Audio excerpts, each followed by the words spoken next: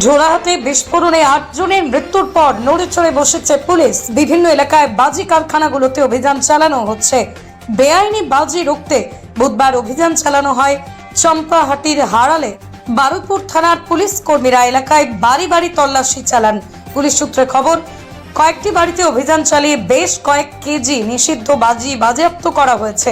স্থানীয় সূত্রে খবর, পুলিশের নির্দেশে আপাতত বাজি ব্যবসা পুরোপুরি বন্ধ রাখা হয়েছে।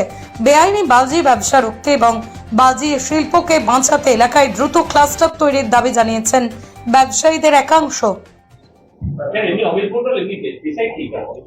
উনি রিটায়ার্ড, উনি একটা চাকরি করতেন, এখন রিটায়ার করেছেন।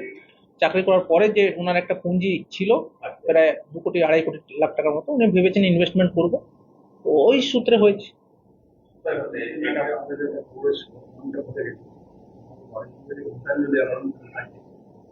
কি বললো?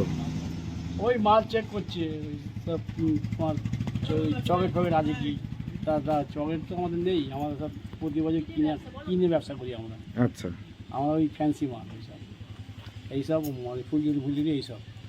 পুলিশ এসে কি করলো? ওই চকেট দেখতে চকেট আছে কিনা, তা আমার চকেট নেই, দেখো আলাদা ভেতরে আবার ঢুকে চেক করলো ঘরে ঘরে ঢুকে। আপনার নাম? আমার নাম